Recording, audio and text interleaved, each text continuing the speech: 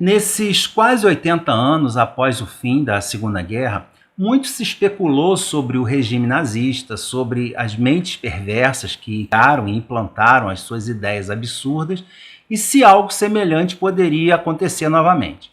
E não faltaram teorias a respeito, algumas aproveitadas pelo cinema e pela literatura, com resultados bem variáveis. E uma das melhores obras sobre esse assunto é o nosso livro de hoje, Os Meninos do Brasil, de Ira Levin.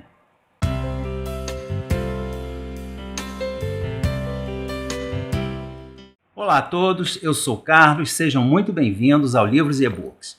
Se estiver chegando agora e gostar desse vídeo, dê uma conferida no conteúdo já publicado, faça a sua inscrição sem esquecer de assinar o sininho das notificações.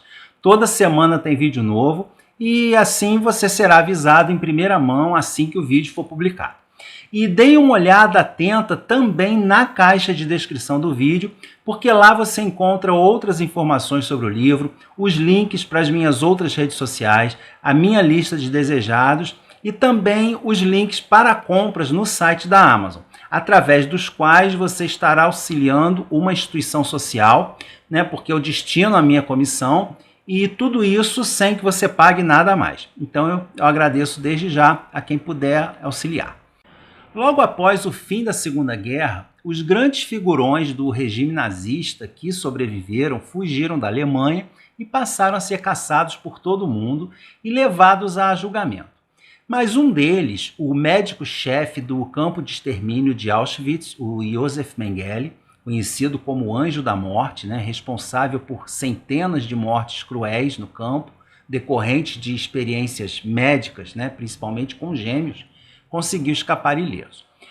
Sabia-se que ele vivia em algum lugar da América do Sul, circulando entre o Paraguai, a Argentina e o Brasil, mas ele nunca foi pego.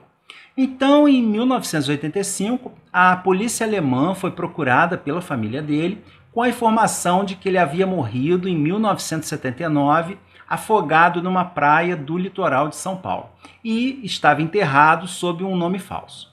A Polícia Federal, acionada pelo governo da Alemanha, coordenou uma operação de exumação e identificação do cadáver e em 1986 foi declarado oficialmente que o cadáver era mesmo do Mengele. Mas durante todo esse tempo, o que será que ele ficou fazendo aqui no Brasil? E é especulando em cima desse tema que o Ira Levin escreveu esse livro. E o Ira Levin foi um grande escritor de obras no estilo E Se, boa parte delas transformadas em filmes de sucesso. Seu grande sucesso foi, sem dúvida, O Bebê de Rosemary, que deu origem ao famosíssimo filme do Roman Polanski e que é tão bom quanto o filme.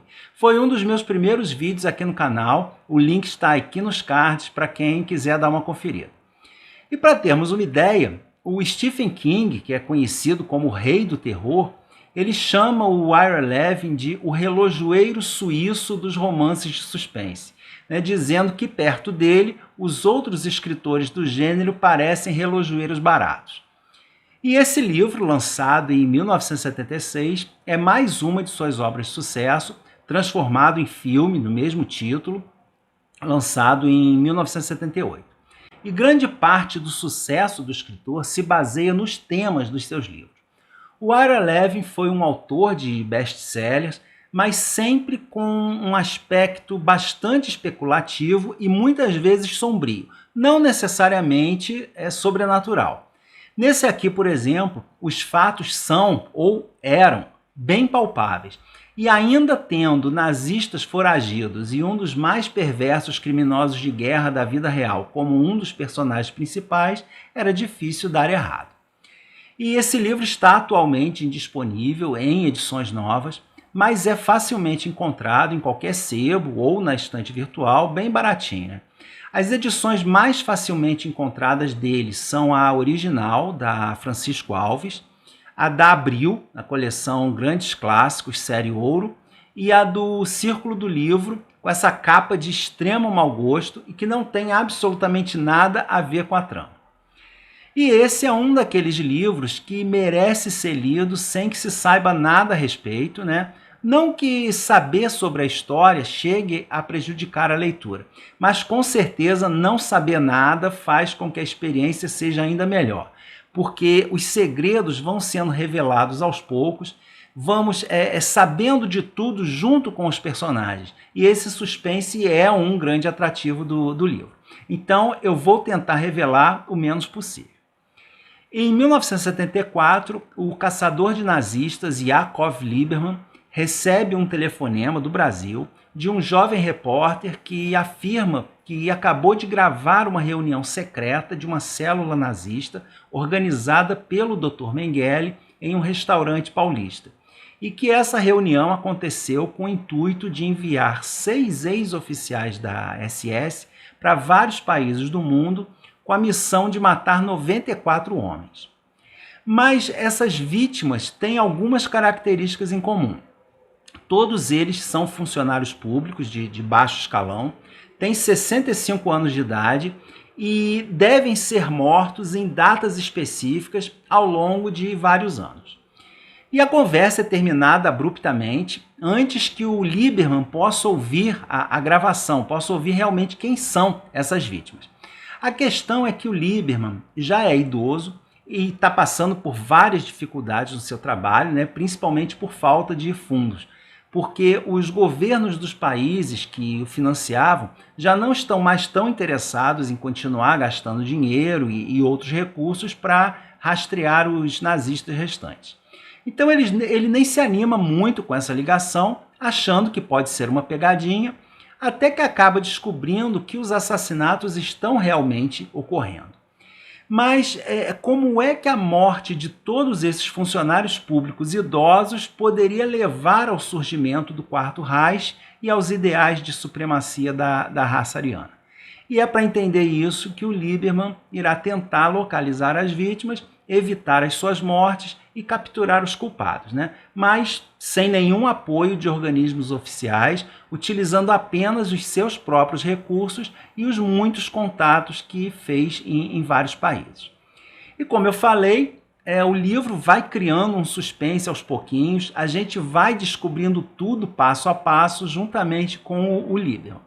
Então, até a metade, a ação é meio picotada, né? Com cenas avulsas aqui e ali, aparentemente sem conexão, até meio parado, mas quando o Lieberman finalmente descobre qual é o plano do Mengele, aí não dá mais para largar o livro até chegar ao final. Mas quem são os meninos do Brasil? Eu não vou explicar exatamente, né? Porque talvez possa ser considerado spoiler. Então, para quem não quiser saber mais, eu sugiro que avance o vídeo até o minuto que está aparecendo aqui embaixo na tela. O título do livro tem muito a ver com a atuação do Mengele no campo de Auschwitz, né? Além de médico, ele era PhD em antropologia. Só que a Alemanha nazista, todos esses estudos eram voltados para os ideais de pureza racial.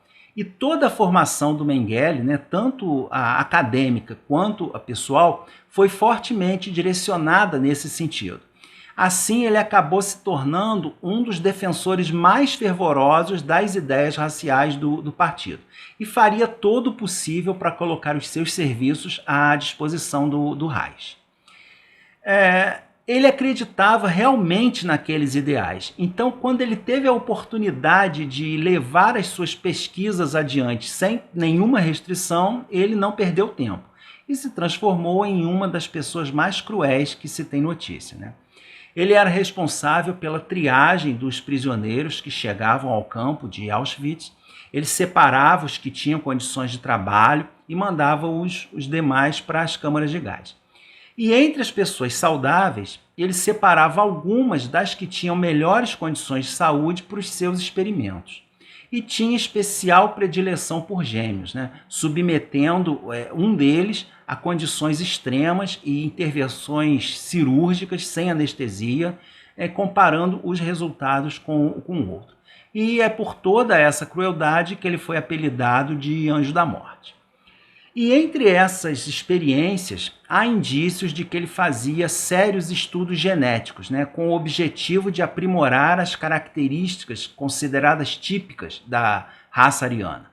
Não há nada, porém, que indique que ele conduzia seus estudos por ordem do Hitler, né? Nem mesmo há informações de que eles se conhecessem pessoalmente. Então, ao que parece, ele fazia isso por conta própria.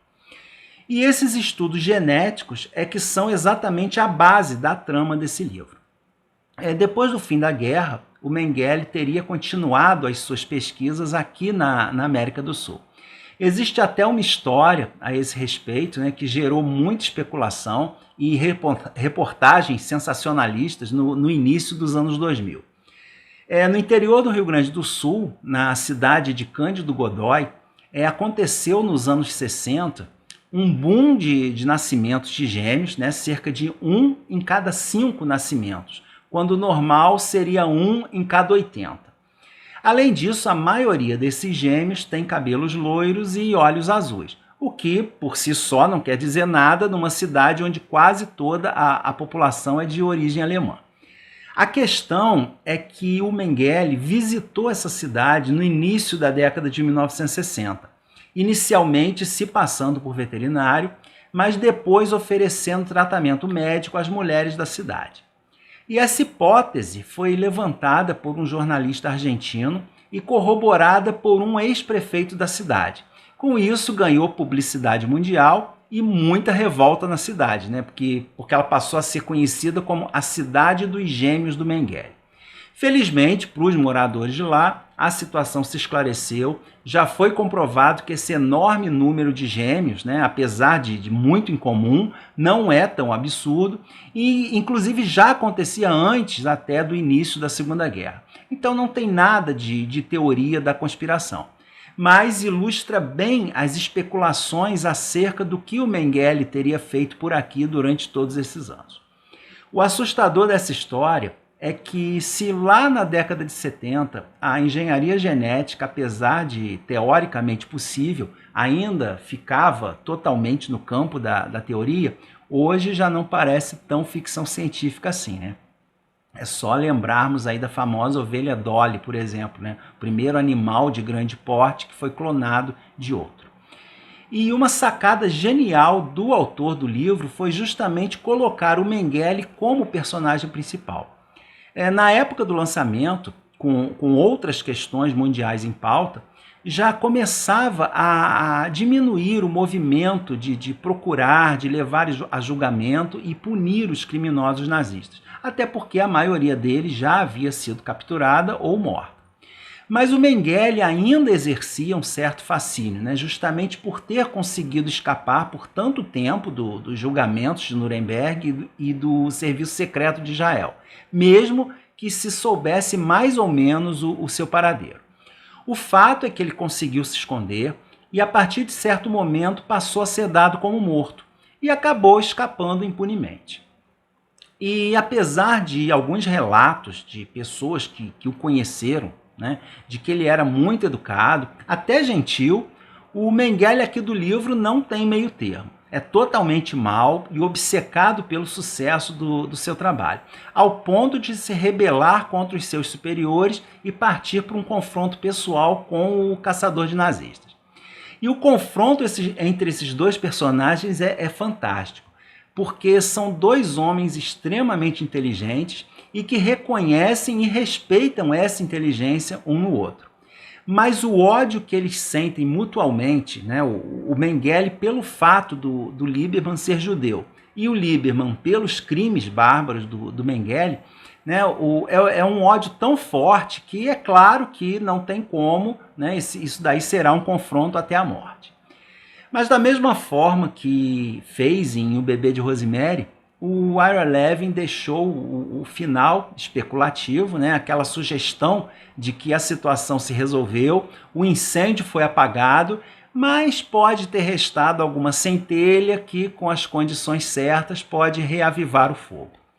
Mas no final das contas, o que fica é a lição de que, seja a que pretexto for, em nenhuma hipótese há desculpa ou motivo para fazer ou deixar acontecer o que os nazistas fizeram no Holocausto.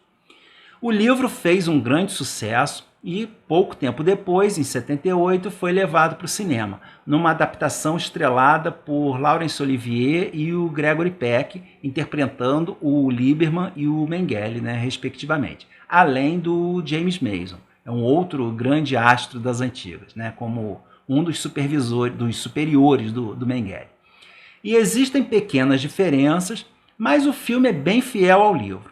Uma das principais diferenças é que no livro, fazendo jus ao título, né, muitas cenas realmente se passam no Brasil, ao contrário do filme, que acontece em boa parte no Paraguai. E o Brasil é apenas raramente mencionado. É um bom filme, fez um grande sucesso, concorreu a 3 Oscars, né, inclusive para o Laurence Olivier como melhor ator. É um filme que prende a atenção, mas é um produto dos anos 70, né? Então, para os padrões de hoje, tem alguns problemas. Mas, de qualquer forma, vale bastante a pena ser assistido. Tem aqui mesmo no YouTube, o link também estará na caixa de descrição. E uma curiosidade que eu tive depois dessa leitura foi como o próprio Mengele recebeu essa obra. Como eu disse, tanto o livro quanto o filme foram grandes sucessos mundiais, e o Mengele, mesmo vivendo escondido, com identidade falsa, não era recluso. Ele participava de eventos sociais e tentava levar uma vida normal, né? Tanto que morreu afogado numa praia até movimentada.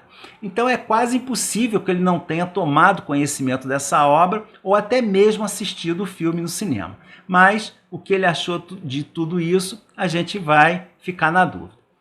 E é isso, eu vou ficando por aqui, deixando mais essa indicação de uma obra que ainda traz questões importantes, é um suspense de primeira e merece ser resgatado do limbo dos livros esquecidos. Então, se você já leu ou assistiu, ou se ficou interessado em conhecer, me conta aí embaixo nos comentários para a gente poder conversar um pouco mais. Agradeço a todos que assistiram o vídeo até aqui. Se gostaram, não esqueça do joinha e a gente se vê no próximo vídeo.